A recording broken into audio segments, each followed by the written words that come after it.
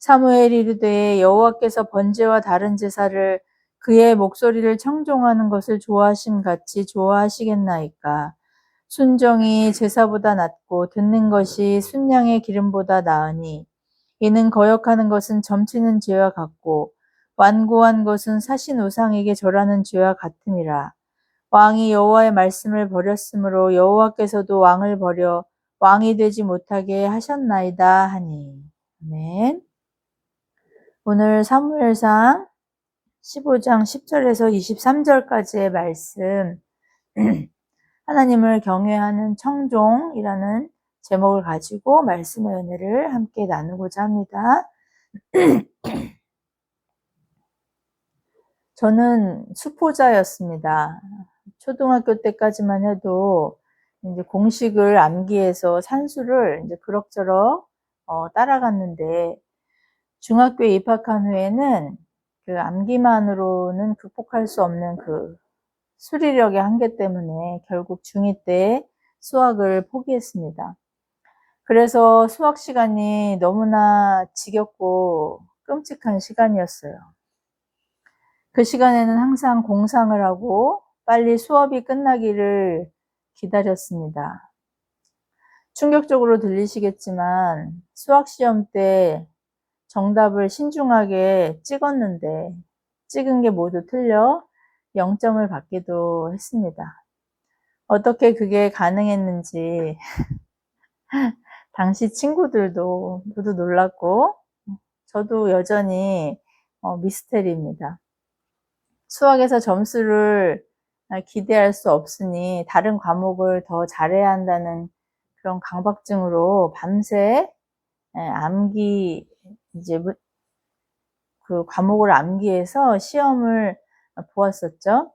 대체로 암기 과목들은 좋은 성적을 받았지만 이과 관련 그런 과목들은 성적이 정말 좋지 않았어요.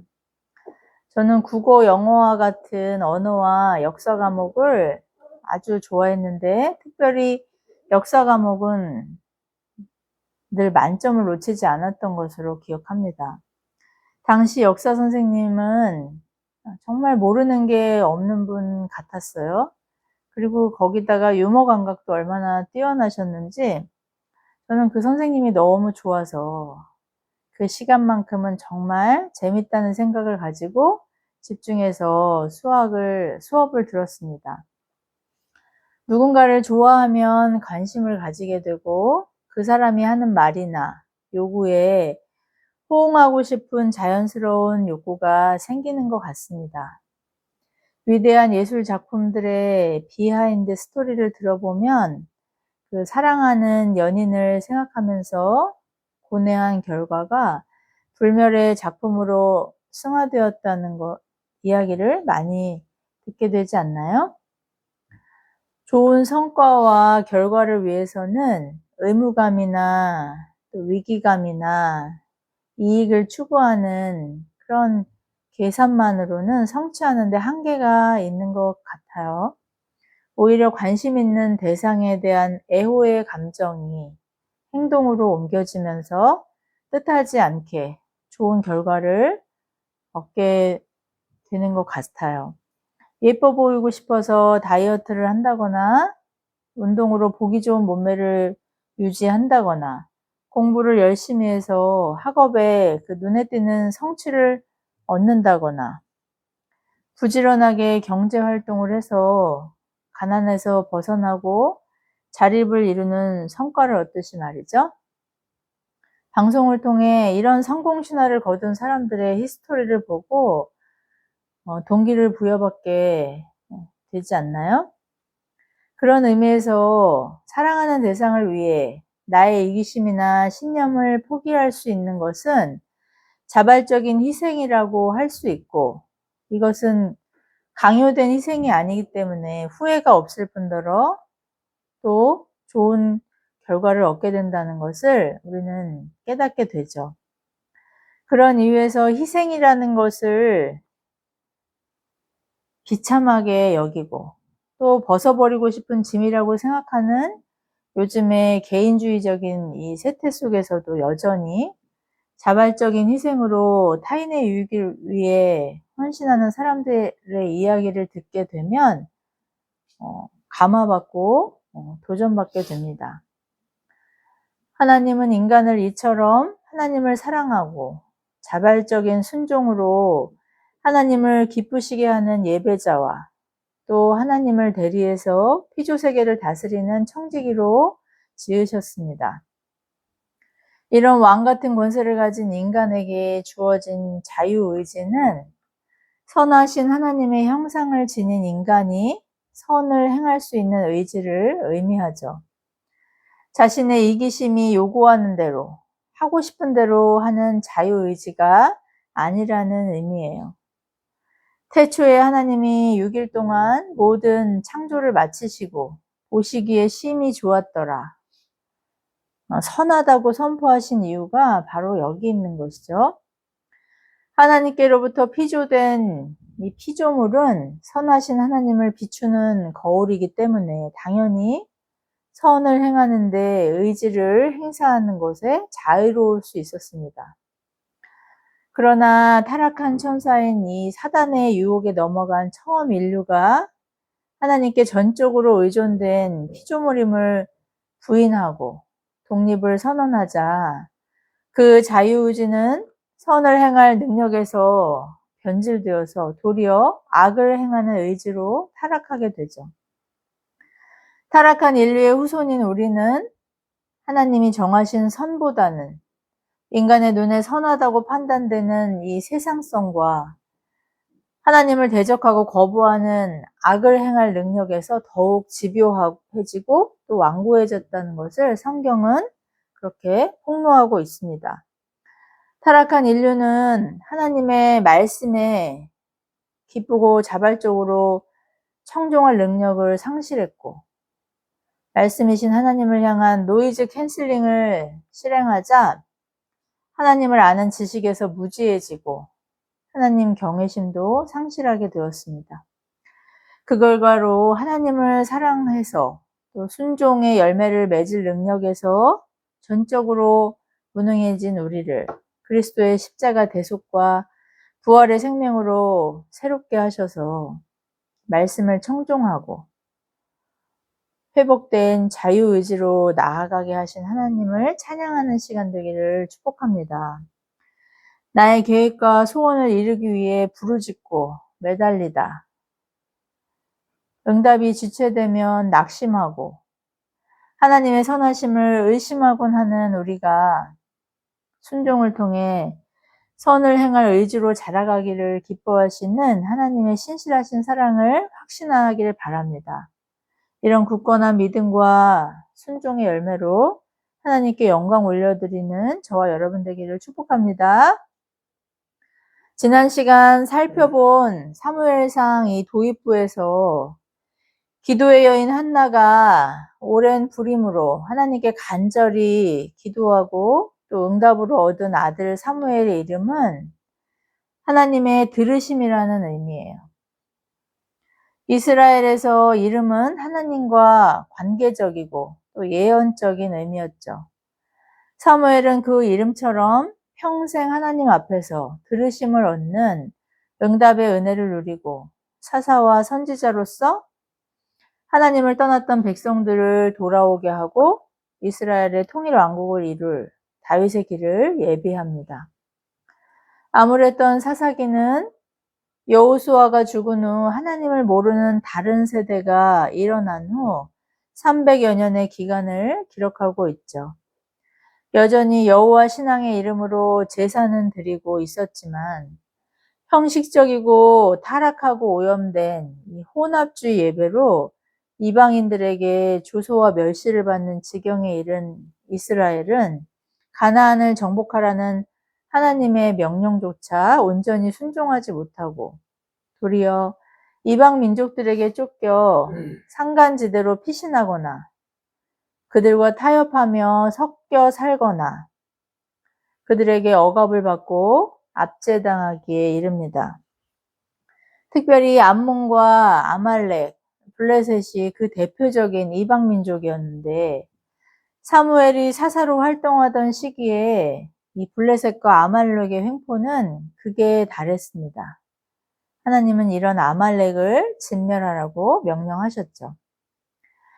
이스라엘의 초대 왕인 사울은 용모나 능력에 있어서 탁월한 지도자였습니다. 그가 치리하던 30여 년간의 기간 동안 전쟁에서도 많은 전승을 거두었고 탁월한 왕의 면모를 보일 수 있었죠. 그가 사무엘을 통해 아말렉을 진면하라는 하나님의 명령을 듣고 전쟁에서 승리한 사건이 오늘 우리가 읽은 본문입니다.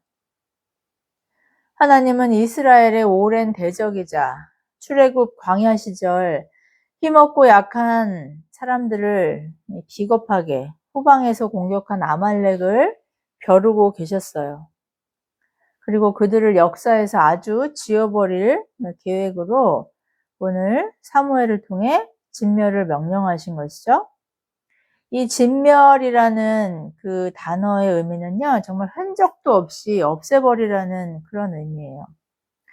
마치 원자폭탄이 터지면 이 피폭의 영향으로 모든 것이 초토화되듯이 남김없이 제거하라는 것이 바로 이 진멸의 의미죠. 그런데 사울왕은 가치가 있고 버리기에 아까운 것은 남겨두고 버려도 아깝지 않은 것만을 파괴하는 그런 타협을 시도합니다. 하나님께로부터 사울의 이런 불순종을 전해 듣고 그를 버리실 것을 선언하시는 하나님께 밤새도록 사울을 위해 매달리던 이 사무엘 선지자는 결국 친히 이스라엘을 위해 왕을 세우시겠다는 하나님의 뜻에 순종해서 사울을 만나러 갑니다. 사울은 사무엘상 13장에서 이미 한번 하나님께 불순종한 전력이 있었죠. 블레셋과의 전쟁을 시작하기 전에 사무엘을 기다리라고 한 명령을 어기고 백성들이 두려움에 뿔뿔이 흩어지니까 스스로 급하게 이 제사를 치르는 불순종으로 찍혀있던 사울에게 사무엘은 하나님이 그를 버리셨다는 것을 공포합니다. 사울은 애꿎은 백성들에게 과시를 돌리는 변명과 자기 합리화를 시도하지만 사울의 두 번의 불순종의 결과는 이 돌이킬 수 없는 하나님의 버리심이었음을 선언하고 있는 것이죠. 오늘 본문 22절의 이 순종 또 청종이라는 히브리어 이 샤마의 의미는 듣는다는 뜻이에요. 순종, 청종 이렇게 우리 번역에는 다르게 표기되어 있지만 사실 원어적으로는 같은 샤마를 사용하고 있어요. 이 샤마란 사무엘의 이름이 또 이 샤마에서 파생된 이름이잖아요. 이 샤마라는 것은 귓등으로 듣는 것이 아니라 진지하게 목적을 가지고 듣는다는 그런 의미예요. 그리고 22절 이 뒤에 청종 또 순종 그 다음에 듣는 것이 순양의 기름보다 나으니 했을 때 이 듣는 것이라는 의미도 뭐 순종과 청종과 비슷한 의미로 느껴지시겠지만 그냥 순종, 청종보다 더 센 의미로, 더 센 들음으로 결심하고 의지를 가지고 실행을 목적으로 한 들음을 그렇게 의미하는 것이죠. 그러니까 하나님의 말씀을 듣는 것은 이런 의지의 의지를 정말 하나님 앞에 실천적으로 고백하는 것을 그렇게 강조하기 위해서 오늘 이 듣는다는 표현이 이렇게 지속적으로 나오고 있어요. 하나님께서는 우리가 말씀을 들을 때 이런 의지적인 결단과 진지함을 가지고 듣는 것을 기뻐하신다는 그런 의미이겠죠. 이런 들음이 가능한 이유가 무엇일까요? 하나님을 사랑하고 신뢰하기 때문입니다. 하나님을 경외하는, 이 경외한다는 의미가 두렵지만 정말 거부할 수 없는 끌림 가운데 애호의 감정을 가지고 사랑한다는 의미 아니겠어요? 하나님을 경외하는 이 끌림은 이 끌림을 통해서 이 사랑 때문에 우리는 하나님의 말씀을 청종할 수 있는 것이죠. 어머니 한나의 서원으로 4~5살에 그 어린 나이에 엘리 제사장 밑에서 수종을 들었던 사무엘은 하나님의 말씀이 희귀해서 하나님께서 침묵하시던 때에 하나님의 부르심을 받게 됩니다. 어린 사무엘은 어머니 한나를 위로하시고 사랑하신 하나님의 특급 은혜로 어려서부터 하나님의 말씀을 청종하는 훈련 가운데 자라간 것이죠. 여러분, 우리 미취학부 아이들 또 우리 교육부서 아이들이 듣든지 아니 듣든지 그 하나님의 말씀을 듣는 환경 가운데 살아간다는 것이 얼마나 그 아이들과 가정의 큰 축복인지 우리는 기억할 수 있기를 바랍니다. 정말 우리가 하나님 앞에 준비된지 아는 자들임에도 불구하고 어려서부터 하나님의 말씀에 그렇게 노출되어서 하나님을 아는 지식에서 자라가게 하시는 그 은혜가 하나님 우리에게 주시는 최고의 특급 은혜라는 것, 여러분 기억할 수 있기를 바랍니다.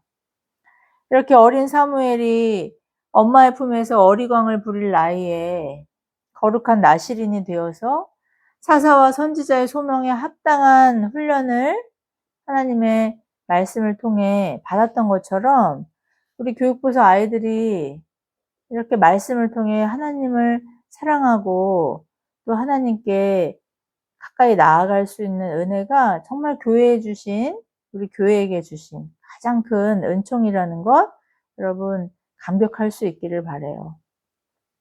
사무엘은 하나님을 경외하며 말씀을 진지하게 청종했기 때문에 하나님은 그의 기도와 간구에 언제나 신실하게 응답하셨습니다. 이처럼 하나님께서 우리에게 요구하시는 청종은 일방적이고 비자발적인 굴종이 아니라 감사와 사랑이 가득한 자발적인 순종이라는 것을 우리는 사무엘의 삶을 통해 깨닫게 되죠. 누가복음 15장 11절 이하에 아버지와 탕자 비유가 나옵니다. 바리새인과 종교 지도자들을 집안에 있는 탕자형으로 비유하신 주님의 예화이죠. 동생 탕자는 방탕하고 탐욕스럽게 자신의 욕망을 탐닉하고 우상 숭배하다가 결국 거지가 돼서 집으로 돌아와요. 폐륜 아들을 묻지도 따지지도 않고 용서하고 반기는 아버지의 사랑에 깊이 감화받고 그 사랑을 깨닫는 탕자를 통해 죄인을 사랑하시는 하나님과 구원받은 죄인을 비유한 내용이죠. 그러나 오랜 시간 아버지가 시키는 대로 어김없이 순종했던 형 또한 탕자임을 주님은 말씀하셨던 것이죠. 집안에서 고분고분 아버지가 시키는 대로 그렇게 순종했던 아들이 왜 탕자라는 그런 오명을 받게 되었을까요? 형에게는 아버지를 사랑하는 청종의 마음이 없었기 때문이에요. 단지 그가 형의 자리를 지키고 있음으로 인해서 아버지께 받을 두 몫의 유산에만 관심이 있었던 것이죠. 나는 이만하면 얼마나 착한 아들인가 하는 자신의 공로와 의를 의지한 굴종으로 아버지를 섬겼던 것이지, 동생을 향한 아버지의 그 아픈 마음을 이해할 수도 없었고,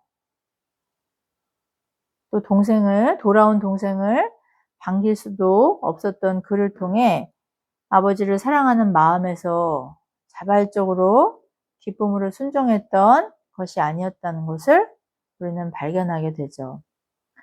방탕함과 탐욕도 우상숭배일 수 있지만 자신의 공로와 능력을 의지하며 형제와 심지어 하나님도 사랑하지 않고 이기심을 위한 기능적인 도구로 생각하는 교만 역시 우상이 될 수 있음을 주님은 책망하신 것입니다. 너무 많은 정보의 과잉으로 듣기는 들어도 의미를 온전히 진지하게 파악하지 못하고 홍수에 마실물이 없는 것처럼 유익한 정보를 실천하거나 결과적으로 좋은 결실을 맺기 힘든 시대인 것 같아요. 이어폰을 끼는 이유가 음악을 듣거나 공부하기 위해서기도 하지만 외부의 소음이나 다른 사람의 요청을 아예 차단하려고 하는 수단이라는 현대인들의 그런 의지적인 난청을 직면하게 됩니다. 노년의 청력을 손실하면 치매 위험이 월등히 높아지는 이유는 소통의 단절로 고립되기 때문이라는데 현대인들은 자발적인 이 난청으로 인한 고립을 통해 타인은 물론 하나님의 음성을 고집스럽게 거부하고 있다는 것을 발견하게 되죠. 들으면 순종해야 하는 것이 두려워서 아예 듣는 것을 차단하려는 심리라고나 할까요? 한 교회에서 평생을 섬기던 전통사회와 달리 지금은 평생 두세 번은 교회를 옮기는 일이 이례적이지 않고 심지어 부담을 지기 싫어 교회에 등록하지 않고 예배만 드리는 미등록 교인도 어렵지 않게 만나는 고립의 시대입니다. 자발적인 고립의 이유가 관계의 피로감을 느껴서인데 인격적인 관계는 필연적으로 책임과 희생을 요구하기 때문입니다. 하나님의 말씀은 이처럼 우리에게 적극적으로 선을 행할 것을 명령하시기 때문에 그 과정에서 발생하는 자원의 소비나 희생을 피하고 싶은 우리의 이기심이 자연스럽게 발동하기 때문이죠. 사울왕은 하나님께 버림을 받았음에도 30여 년간을 하나님께 순종하며 마음에 합한 자라는 인정을 받은 다윗 왕이 세워지기까지 이스라엘을 치리한 실력 있는 왕이었어요.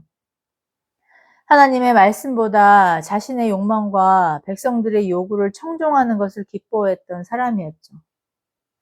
우리의 능력과 성공이 모두 하나님을 기쁘시게 하는 순종의 열매나 기도의 응답이 아니라는 것을 사울왕의 소명과 몰락을 통해서 발견하게 되죠. 하나님께 버림받은 이후 수시로 악한 영에 사로잡혀 고통받은 그의 일생을 보게 됩니다. 그는 방언도 하고 예언도 하고 전쟁에서 승리도 합니다. 하나님의 축복을 받은 사람이라고 평가할 만한 많은 업적을 쌓기도 하죠. 그러나 하나님 없이도 세상에서 성공할 수 있다는 것을 보여주는 반면교사입니다. 일반 은총으로 주시는 햇빛과 물, 공기, 또 개인의 달란트를 통해 얼마든지 자신의 노력의 대가를 받을 수 있어요. 그러나 하나님의 들으심을 입는 하나님이 기뻐하시는 청종으로 하나님께 순종하는 성도는 다윗처럼 10여 년간을 광야에서 방황하며 사울왕의 위협에 쫓기고 또 미친 채 하면서 목숨을 구걸하는 처지에 있을지라도 그의 성취와 상관없이 하나님의 기뻐하심을 받는 자의 결국인 구원에 이른다는 것을 우리는 성경의 기록을 통해 깨닫게 됩니다. 시편 73편의 기자는 악인들의 형통함 때문에 견딜 수 없어서 하나님께 원망을 토로하죠. 그러나 그가 하나님의 성전에서 말씀을 통해 악인들의 결말을 깨닫게 됩니다. 비록 의인이 현재적으로 고난 가운데 있을지라도 그를 보호하시고 인도하시는 하나님께 붙들린 은혜 가운데 살아간다는 것을 깨닫게 하시죠. 의인도 고난을 받는다는 욥기의 주제가 말씀하듯이 하나님은 택하신 자녀의 됨됨이가 아닌 창세전에 택하신 죄인을 주권적인 은혜 안에서 의인으로 빚어가시는 그 성화로 인도하시는데 거기에 반드시 연단하시는 고난이 함께한다고 성경은 그렇게 말씀하고 있어요. 고난을 원하는 사람은 아무도 없지만 세상 사람 세상 사람뿐만 아니라 성도도 고난에서 자유하거나 면제될 수 없다는 것을 기억할 때 우리는 말씀을 청종하고 순종하는 경건한 삶이 반드시 형통으로 이어진다는 그런 오해에서 자유할 수 있습니다.